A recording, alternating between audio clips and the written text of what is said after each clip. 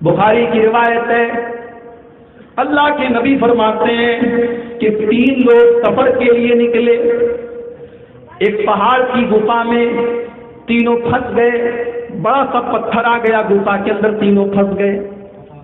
तीनों ने आपस में तय किया, चलो हम अल्लाह से ऐसी दुआ करते हैं कि अल्लाह ताला इस मुसीबत को, इस संकट को दूर कर दे। तीनों ने दुआ की थी।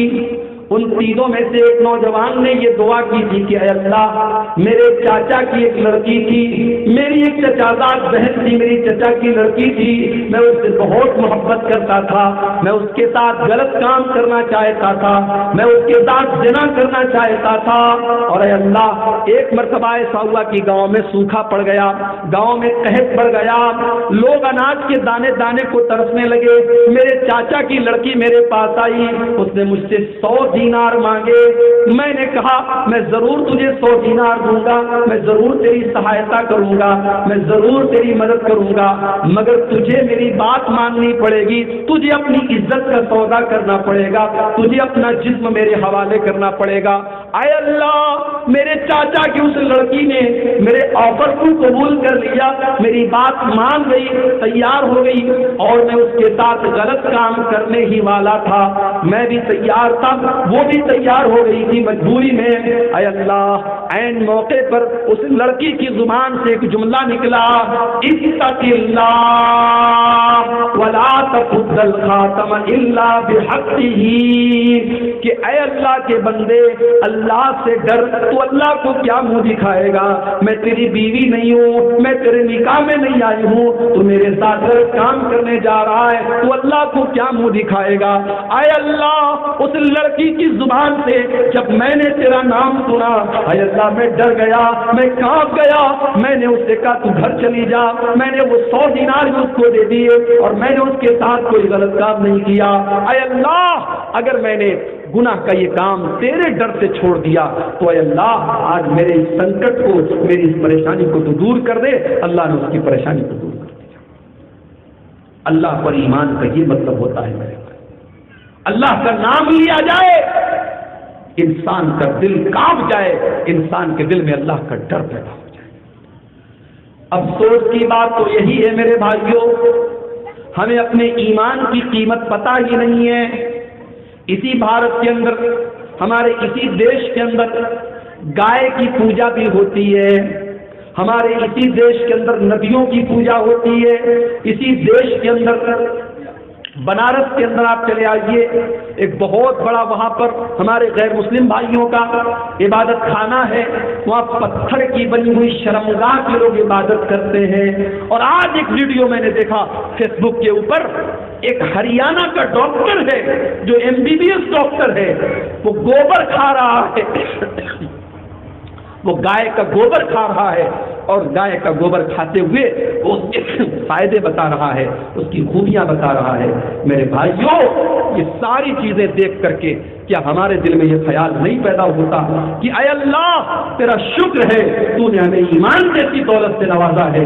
हमारे पास दुनिया में दौलत हो न हो, हमारे पास रहने को अच्छा मकान हो के न हो, हमारे पास धन दौलत हो न हो, लेकिन अगर हमारे पास ईमान की दौलत है तो हमसे बड़ा दौलत वाला कोई नहीं है। मेरे भाइयों, अल्लाह ने जब नेकी का मतलब बताया तो सबसे पहली चीज क्या बताई?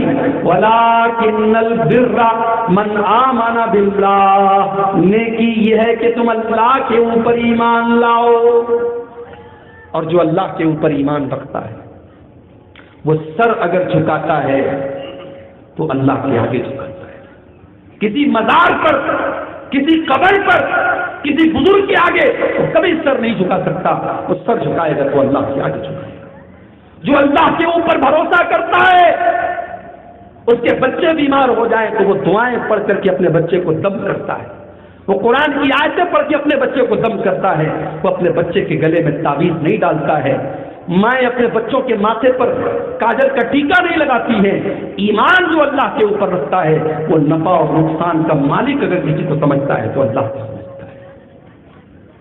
वलाकिन्नल बिर्रा मन आमना बिल्लाह, मेरे बंदो, तुम नेक बनना चाहते हो, नेकी का रास्ता जानना चाहते हो तो अल्लाह के ऊपर ईमान लाओ। اللہ کون ہے؟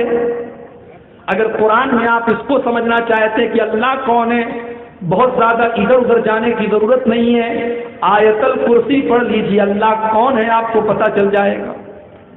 آیت الکرسی قرآن کریم کی سب سے عظیم آیت، آیت الکرسی اگر رات کو پڑھ کر کے سو جاؤ تو رات بھر شیطان آپ کے قریب نہیں آئے گا۔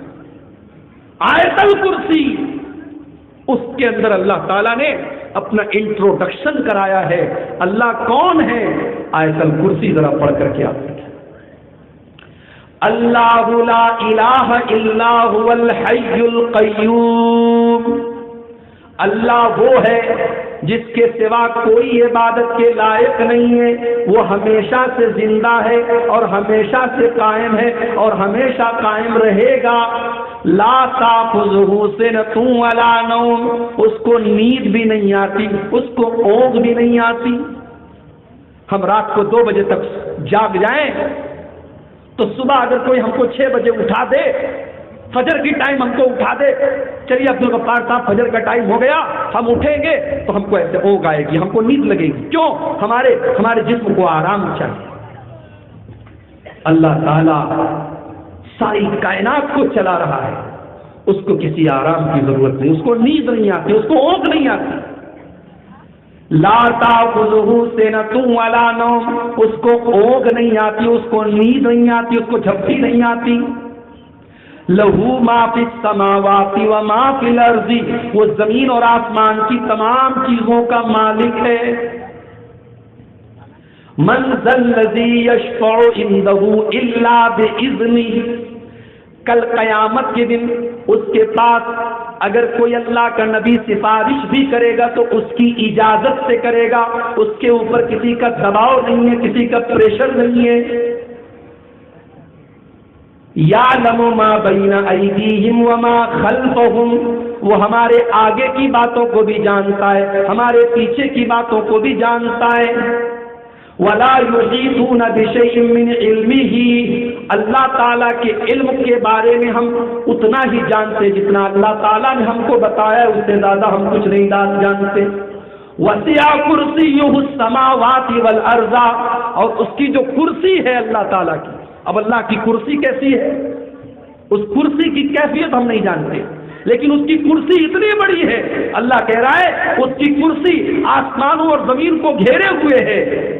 وَلَا يَئُودُهُ حِفْظُهُمَا، اور آسمانوں اور زمین کی حفاظت کر کے اللہ تعالیٰ تھکتا نہیں ہے، اس کو تھکانے والی کوئی چیز نہیں ہے۔ وَهُوَ الْعَلِيُّ الْعَظِيمُ، اور وہ اللہ بلند ہے، اونچا ہے اور بہت عظیم ہے، بہت مہان ہے، بہت گریٹ ہے۔ آیت الکرسی میں اللہ تعالیٰ نے ایک آیت کے اندر اپنا انٹروڈکشن دے دیا۔ تو نیکی کیا ہے؟ اللہ نے کہا اللہ کے اوپر ایمان لاؤ۔ آج ابھی میں کلکتہ سے آ رہا تھا، راستے میں نے دیکھا ہمارے غیر مسلم بھائیوں کے یہاں عبادت ہوتی ہے، پوجا ہوتی ہے، ان کے معبود کا جو مجسمہ ہوتا ہے، جو مورتی ہوتی ہے، اس مورتی کے بنانے والے ان کی دکان کے پاس سے جب میری ٹیکسی گزری، میری کار گزری، میں نے دیکھا کہ مجسمہ بنا ہوا ہے، اسٹیچو بنا ہوا ہے اور اس کا پورا ننگا بدن نظر آ رہا ہے۔ اب اس کے اوپر کپڑے پہنائے جائیں گے اور پھر اس کے آگے لوگ ہاتھ جوڑیں گے، اس کو اپنا مالک سمجھیں گے۔ مجھے قرآن کی وہ آیت یاد آ گئی جو حضرت ابراہیم نے اپنے باپ سے کہا تھا، اتعبدون ما تنحتون، کہ اے لوگو، اے میرے باپ، تم جس چیز کو اپنے ہاتھ سے بناتے ہو پھر تم اس کی پوجا کرنے لگتے ہو، اس کی مپاسنا کرنے لگتے ہو، اس کی عبادت کرنے لگتے ہو۔ اللہ تعالیٰ کے اوپر جو ایمان رکھتا ہے وہ کسی اور کی عبادت نہیں کر سکتا۔ اللہ کے سوا کوئی نفع نقصان کا مالک نہیں۔ میں بنگال میں آتا ہوں، لوگ پوچھتے مولوی صاحب یو پی کا کیا حال ہے؟ یو پی میں تو فلاں کا معاملہ ہے، یو پی میں لوگ کیسے جی رہے ہیں؟ میں جواب دیتا ہوں میرے بھائی، ہم اللہ کے اوپر ایمان رکھتے ہیں، اپنا مالک اپنا خالق افضل ہے، آتی جاتی سرکاروں سے کیا لینا، ہمیں اپنے رب کے اوپر بھروسہ ہونا چاہیے۔ اللہ تعالیٰ ہی نفع اور نقصان کا مالک ہے، یہ ہمارا ایمان ہونا چاہیے۔ تو پہلی چیز ہے آپ اللہ کے اوپر ایمان لاؤ۔ وَلَٰكِنَّ الْبِرَّ مَنْ آمَنَ بِاللَّهِ، تم اللہ کے اوپر ایمان لاؤ، وَالْيَوْمِ الْآخِرِ، اور قیامت کے دن کے اوپر تم ایمان لاؤ۔ تم یہ عقیدہ رکھو، یہ ایمان رکھو کہ قیامت آئے گی اور تمہیں اپنے عمل کا حساب و کتاب دینا پڑے گا۔ اچھا عمل کرو گے اس کا بھی حساب دیا جائے گا، برا عمل کرو گے اس کی سزا تمہیں دی جائے گی۔ قیامت کا دن آئے گا، اور اس دن عبدالغفار صاحب کی ماں بھی ان کے کام نہیں آئے گی، میرا باپ بھی میرے کام نہیں آئے گا، میں اپنے باپ کے کام نہیں آؤں گا۔ اس دن ہماری نیکی ہمارے کام آئے گی۔ قیامت کے دن پتی اپنی پتنی کے کام نہیں آئے گا، اولاد اپنے ماں باپ کے کام نہیں آئے گا۔ قیامت کے دن تو یہ حال ہوگا، یہ دہشت ہوگی، یہ ڈر ہوگا، یہ بھے ہوگا۔ اللہ تعالیٰ قرآن کی 29ویں پارے میں کہتا ہے یود المجرم لو یفتدی من عذاب یومئذ ببنیہ وصاحبتہ واخیہ وفصیلتہ التی تؤویہ۔ قیامت کے دن تو انسان یہ تمنا کرے گا، یہ آرزو کرے گا، یہ چیشٹا کرے گا، یہ کوشش کرے گا کہ اللہ تعالیٰ اس کے باپ کو پکڑ لے، اس کو چھوڑ دے، اس کے بچوں کو پکڑ لے، اس کو چھوڑ دے، اس کی بیوی کو لے لے، اس کو چھوڑ دے۔ قیامت کے دن انسان اپنے ماں باپ بیوی بچوں سب کو چھوڑ دے گا، کہے گا اللہ اس کو لے لے، مجھ کو بچا لے۔ وہ دن اتنا خطرناک ہوگا میرے بھائی۔ جانتے ہو دنیا میں سب سے زیادہ محبت ماں کو اپنے بچے سے ہوتی ہے، اور جب بچہ دودھ پیتا بچہ ابھی 6 مہینے کا ہے، 1 سال کا ہے، ماں کا دودھ پیتا ہے، تو یہ وہ پیریڈ ہوتا ہے کہ ماں بچے کے بنا اور بچہ ماں کے بنا نہیں رہ سکتے۔ قیامت کے دن کا جو ڈر ہوگا، جو بھے ہوگا، قیامت کے دن کی جو دہشت ہوگی، اس کا کیا عالم ہوگا۔